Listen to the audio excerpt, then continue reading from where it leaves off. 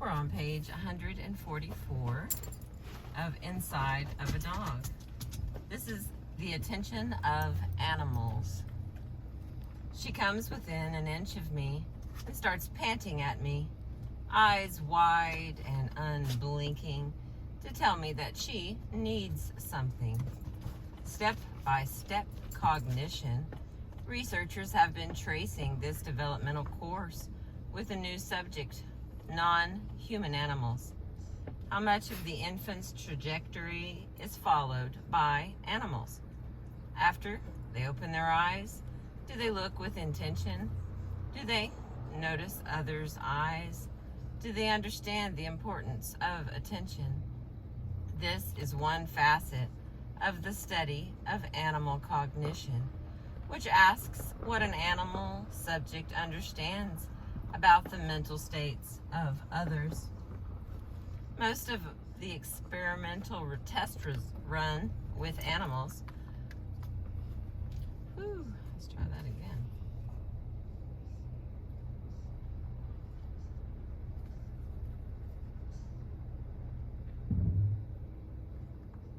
Most of the experimental tests run with animals are of the kind we feel sure we animals excel at. Tests of physical and social cognition. Captive animals, from sea slugs to pigeons to prairie dogs to chimpanzees, have been set into mazes, presented with counting, categorizing, and naming tasks, asked to discriminate, learn, and remember series of numbers and pictures. Tasks are devised to see if they recognize, imitate, or deceive others, or even recognize themselves. And in some tests, the question is even more characteristically human, of the social kind, thinking going on when animals interact with members of their own species and with those of other species. When a caged chimpanzee looks at a human attendant, is he considering anything about the attendant? Does he wonder how to get her to open the door? Does he wonder anything at all? Or is he simply waiting to see what this colorful, animate object nearby does that might be relevant or interesting? Does a cat consider that mouse as an agent? As an animal with a life? Or does he see the mouse as a moving meal that must be stopped and dismantled? As we've touched on already, the subjective experience of animals is notoriously difficult to get at scientifically. No animal can be asked to relate its experience in voice or on paper, so behavior must be our guide. There's an asterisk. Well, for the most part, Kanzi the bonobo and Alex the African gray parrot are among those who have been asked and have answered. Alex was able to create and utter novel, coherent, 3-word sentences based on a vocabulary built from eavesdropping on researchers. Kanzi has a multi-hundred-word vocabulary of lexicograms, symbolic pictures, and he can point at to communicate. And a single dog, Sophia, has been trained to use a simple 8-key keyboard concurrent with events she had already learned, like going for a walk, going into a crate and getting food or a toy. She already learned, like going for she learned to press the appropriate key to make a request.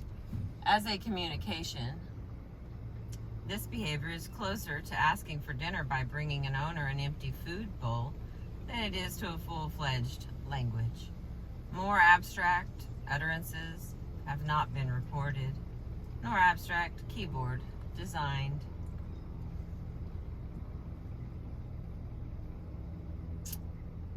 Behavior has its pitfalls too, since we cannot be positive that any two individuals' similar behavior indicates similar psychological states. For instance, I smile when I am happy, but I may also smile out of concern, uncertainty, or surprise. You smile back at me. It too might be happiness, or ironic detachment, to say nothing of the near impossibility of determining whether your happiness feels like mine does. Still, even without having constant verification of others' mental states, behavior is a good enough guide to allow us to predict an animal's future behavior well enough to interact peacefully and productively. Thus, we study what animals do, in particular, what they do that is like what humans do. Since using the following attention is so important in human-skill interaction, animal cognition researchers look for behaviors that indicate that an animal is using attention. Dogs have recently trotted gamely into experimental labs, controlled outdoor facilities, and onto data sheets meant to gather information about their abilities at using attention. The dogs are put in controlled settings, usually with one or more experimenters present, and a hidden, desirable object, a toy or a food treat. By varying the cues that they use to inform the dogs about the location of the treat, the experimenters aim to determine which ones are meaningful to the dogs.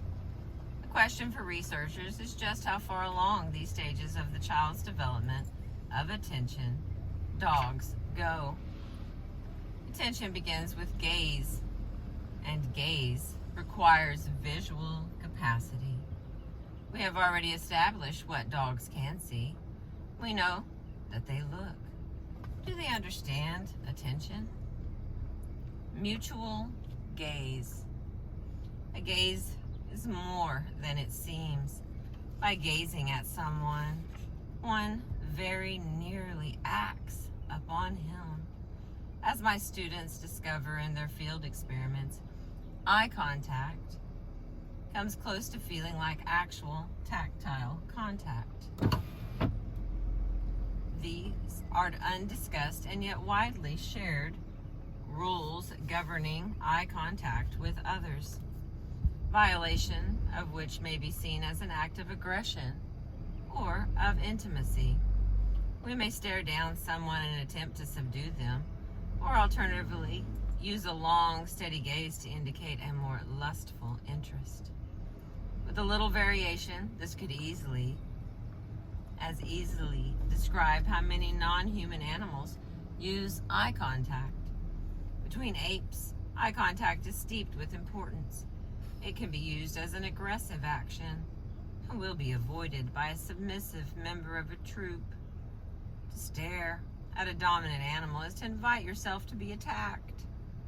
Not only do chimpanzees avoid staring, they avoid being stared at.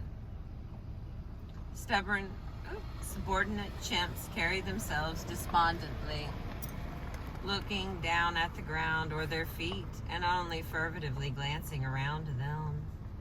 In wolves, too, a direct stare may be taken as a threat. So, the aggressive element of eye contact is the same as with humans. The variation is this: all non-human animals with any meaningful visual capacities will turn their eyes to something of interest. But if the thing of interest is a member of their species, the social pressure of gazing usually deflects the gaze of interest. Thus, we can expect that dogs might act somewhat differently than we do with regards to mutual gaze. As dogs evolved from a species in which a stare is most often a threat, we might do best to consider their avoidance of eye contact less an inability than a result of their evolutionary history.